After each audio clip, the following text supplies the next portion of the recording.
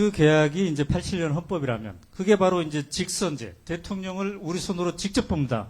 이것도 사실은 그때 이제 처음 만들어진 거죠. 그렇습니다. 예, 예. 그 전에 체육관에서 예, 예. 뽑았는데, 자, 그렇게 해서 만들어진 대통령들, 직선제로 뽑은 대통령들 중에 부산 출신이 무려 3명이나 됩니다.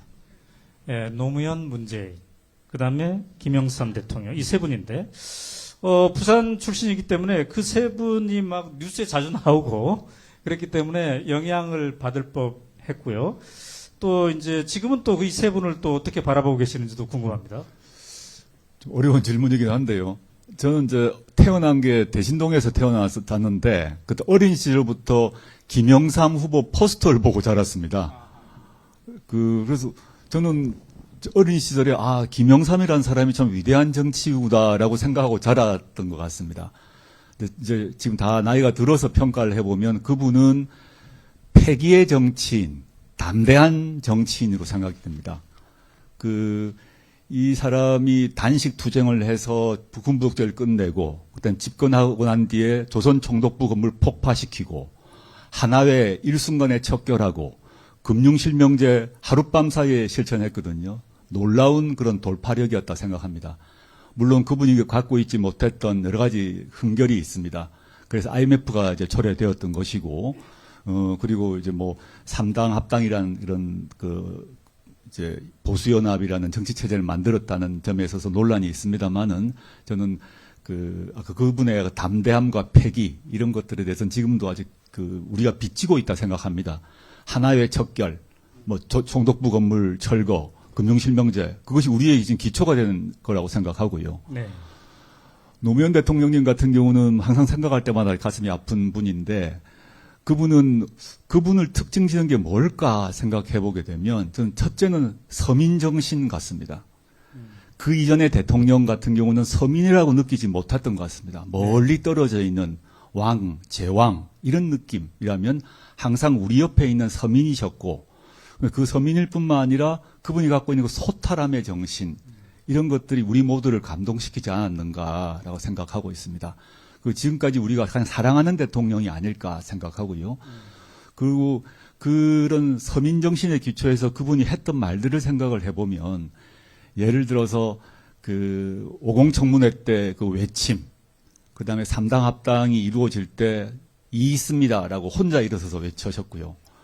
그 다음에 민주당 경선 후보 당시에 부인의 부친, 장인어른 문제가 되니까 내가 아내를 버리란 말입니까? 한마디로 정리를 하셨고, 그리고 전시작전권 문제가 논란이 됐을 때 장군들 앞에 놔두고 그 꾸짖던 모습, 이런 것들이 지금도 생생합니다.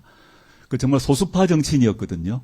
대통령이 되셨지만 국회 의석에서는 소수파였고, 언론 환경에서 모두 적대적이었고, 조롱받는 정치인, 대학 나오지 못했다고 조롱받고, 사실을 합격해가지고 우수한 성적이었음에도 불구하고 대졸자가 아니라고 조롱받고 이런 속에서도 자신의 그런 꿈, 비전을 실천하려고 혼신의 힘을 다하셨다라고 생각하고 있고요. 네. 항상 마음이 아픕니다.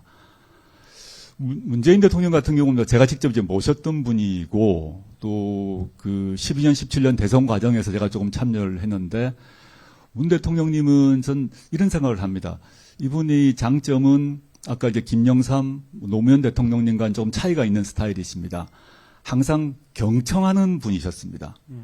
그 두 분 앞에 김영삼, 노무현 대통령님 같은 경우는 좀 외치고 나를 따르라 이런 스타일이시라면 문재인 대통령님은 경청하고 소통하는 정치인이셨고 인격의 정치인이었다 생각합니다. 그래서 문재인 대통령의 뭐 국정 철학이라거나 정책에 있어서 반대를 하거나 의견차가 있는 분도 많이 계실 거고 또 지금 또 그런 생각 많이 하실 수 있는데 전 인격적으로 가장 제가 존경하는 그런 대통령이 아닌가 생각하고 있습니다. 네, 감사합니다. 자,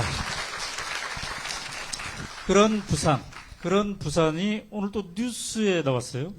부산대 교수님 280명이 오늘 성명을 발표해서 오마이뉴스에 중요하게 실렸더라고요. 다른 뉴스에도 다른 신문에도 중요하게 실린 것 같습니다.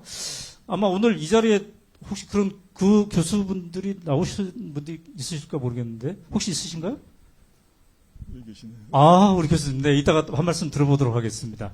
그러한 정신이 면면이 지금까지 이어지고 있지 않나 이런 생각도 해봅니다. 네, 그렇습니다. 저는 지난번에 이제 광주에서 북콘서트를 했는데 네. 그 점에서 부산과 광주는 그런 정서적으로 이렇게 연결되어 있다라고 저는 생각하고 있고, 저는 뭐 고향은 이제 부산이고 또 광주는 고향이 아니지만 그 부마 항쟁과 광주 항쟁이 만나는 지점이 거기에 있다 항상 생각하고 있습니다. 네, 감사합니다.